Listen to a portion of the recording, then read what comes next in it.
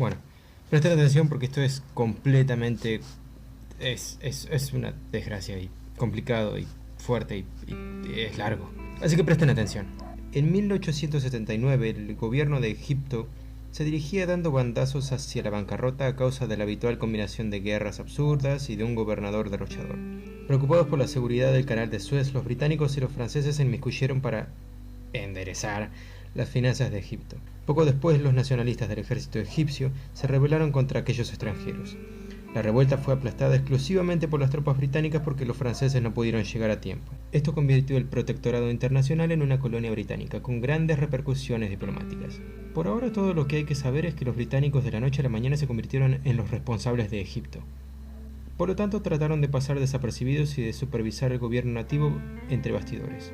Por desgracia, hacía tiempo que dicho gobierno contrariaba a los tradicionalistas árabes en muchos aspectos. El Cairo era corrupto y decadente, la población bebía alcohol y escuchaba música de manera desinhibida.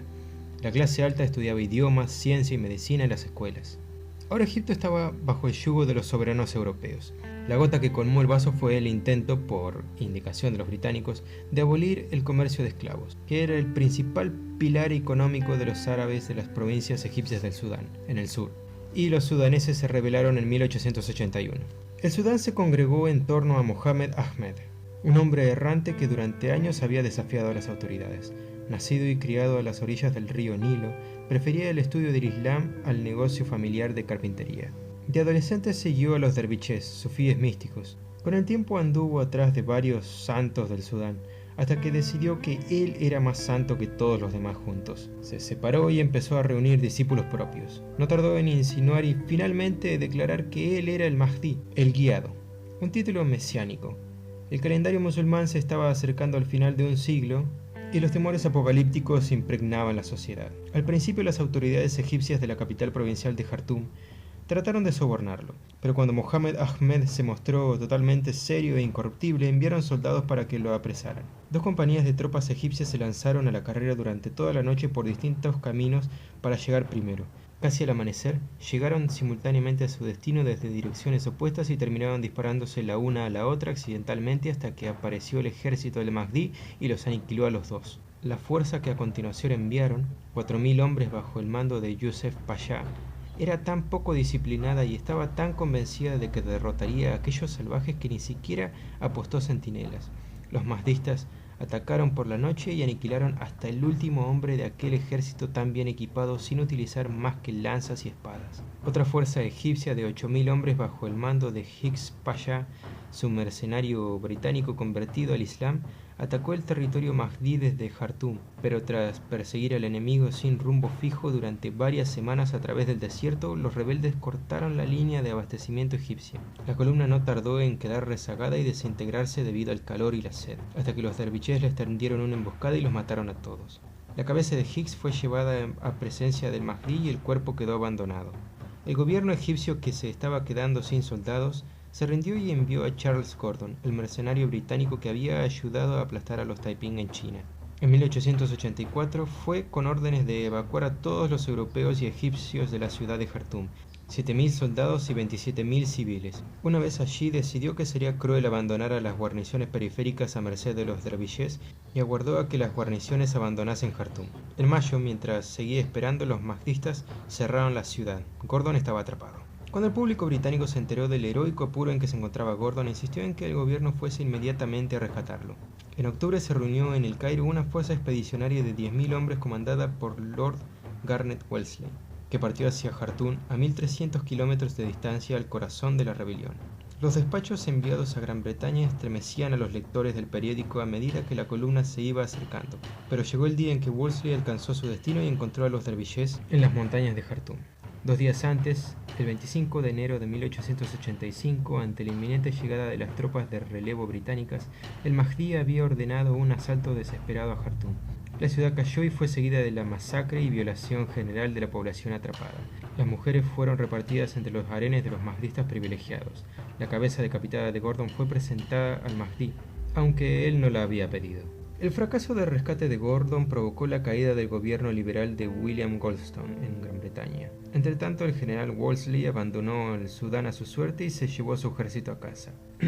Ok, La mayoría de los libros de historia se saltan los 15 años siguientes porque los británicos no estuvieron implicados, pero al Sudán le fue mal bajo los mahdistas. La población del Sudán se desplomó. De los 8 millones de habitantes que había en el Sudán antes de la insurrección, solo quedaban 2,5 millones cuando el gobierno egipcio hizo un recuento después de la reconquista. Jartum quedó en ruinas, cubierta de maleza, sembrada de huesos y saqueada de cualquier cosa que pudiera resultar útil. Mientras que una nueva capital florecía al otro lado del río en torno al complejo del Mahdi en Omdurman, que creció hasta los 150.000 habitantes. Los mahdistas impusieron una estricta ley musulmana. Cada vez eran más habituales las palizas, las mutilaciones y las decapitaciones. La limosna, que el Islam consideraba un acto virtuoso, se convirtió ahora en un impuesto obligatorio, que iba en gran parte a parar al mantenimiento del fastuoso estilo de vida de los líderes del movimiento. El Mahdi prohibió todo lo ajeno a la cultura árabe.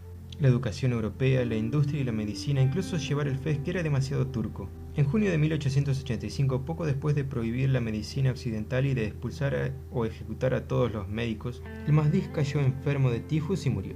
El liderazgo del Mahdiyá fue asumido por su íntimo socio, el califa Abdullahi. Los nómades Bagará de Kordofán, especialmente el clan Taishá de Abdullahi, formaban la columna vertebral del califato de Abdullahi. No obstante, parientes del Mahdi, que consideraban que uno de ellos merecía el título, le disputaron su pretensión al liderazgo. Esta rivalidad acabó desembocando en una guerra civil de baja intensidad. En aquella época, el Sudán era todavía una sociedad tribal. La mayoría de los clanes se mantenía dentro de su propio territorio, pero otros perpetuaban sus reyertas familiares con vecinos desde hacía varias generaciones. No obstante, las únicas armas modernas que tenían a mano eran los miles de rifles de los egipcios muertos que el califa repartió solo entre sus amigos. Abdullahi extendió su control a todo el Sudán. Aniquiló a los árabes Kababish de Kordofán, quienes habían rechazado al Mahdi y vendido camellos a Gordon. Masacró a los Juhaynas del Nilo Azul, sin apenas preocuparse de que hasta entonces habían cultivado gran parte del grano de Omdurman. Una rebelión en Darfur despertó la ira de Abdullahi, que combatió salvajemente en aquella región durante 2 años. Se reanudaron las incursiones en busca de esclavos en territorio pagano. El califa prohibió el tradicional peregrinaje musulmán a la Meca, insistiendo en que ahora el nuevo deber sagrado era peregrinar hasta la tumba del Mahdi en Omdurman. La falta de precipitaciones en 1888 desembocó en una escasez general del grano provocada por la masacre de los Juhaynas y la guerra constante, que obviamente terminó en una gran hambruna. Bajo las órdenes del califa, los soldados sudaneses arrasaron el campo, confiscaron todo el grano que encontraron y lo llevaron a la capital para repartirlo entre la población según la lealtad mostrada. Cuando la hambruna se apoderó del país, resultó difícil mantener las calles de Omdurman limpias de cadáveres. En el 87 los mahdistas invadieron las provincias fronterizas de Etiopía y las asolaron. En el 89 Juan IV de Etiopía encontró al ejército sudanés en las fortificaciones de la ciudad fronteriza de Metemá y atacó.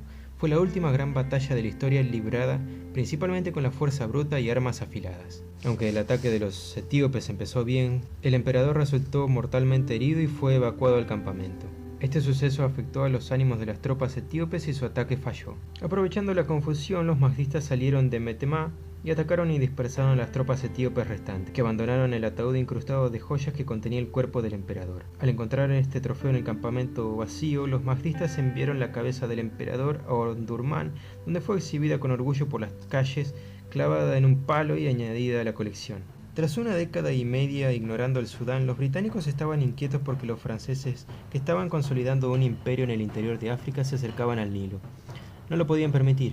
Si los franceses ponían un pie en el Alto Nilo, los británicos temían que utilizaran la ingeniería moderna para desviar aquel valioso caudal del agua y alejarlo de Egipto. En 1898, un ejército de 17.000 egipcios y 8.000 británicos partió para tomar de nuevo el Sudán. Dirigido por Sir Herbert Kitchener, con unos asombrosos bigotes y su dominio del árabe, Kitchener había sido un oficial subordinado de la campaña de Wolseley en 1884. Como no tenía ningún compatriota asediado al que liberar, pudo moverse a un ritmo más cómodo y tranquilo que el de Wolseley. Los británicos mataron a 3.000 mahdistas en su primer enfrentamiento en el mes de abril, cuando una columna de derviches trataba de destruir la línea férrea que los británicos estaban construyendo en Atbara. para apoyar su ofensiva. Los mahdistas tenían fama de ser implacables y fanáticamente insensibles al dolor, de manera que los fusileros británicos utilizaron balas explosivas, proyectiles de plomo blando que se expandían, arrancaban partes enteras del cuerpo y dejaban enormes agujeros allí donde caían. Los británicos a menudo remataban a los dervishés heridos en el suelo antes de correr el riesgo de que les dispararan con el último acopio de fuerza que les quedaba. Los sudaneses nunca les perdonaron por esto. Tras una marcha metódica hacia Jartún, los británicos fueron atacados por el ejército mahdista en pleno fuera de Omdurmán, en septiembre. Los primeros llevaban consigo un nuevo invento maravilloso, la ametralladora Maxim, con la que prácticamente barrieron a los dervishés. Omdurmán fue una de las batallas más desequilibradas de la historia. 10.000 dervishés fueron aniquilados y 20.000 más quedaron gravemente heridos y no pudieron huir. Los británicos solamente perdieron medio centenar, 48 muertos, la mayoría de ellos cuando un oficial de caballería británica en busca de gloria condujo a sus hombres a una carga innecesaria, no autorizada y sin apoyo contra el enemigo. Fue la última carga de caballería que llevó a cabo el ejército británico. Los ingleses volaron la tumba del Mahdi y arrojaron sus huesos al Nilo, a excepción de la calavera que fue ofrecida a Kitchener y a continuación depositada en un museo en Inglaterra. Finalmente fue enterrada de nuevo siguiendo los ritos musulmanes, después que la reina Victoria, indignada, se enterase de lo sucedido y ordenase a sus tropas dejar en paz los restos de aquel hombre. El último destello del estado mahdista se extinguió definitivamente cuando el fugitivo califa Abdullah fue apresado y muerto en combate en noviembre de 1899.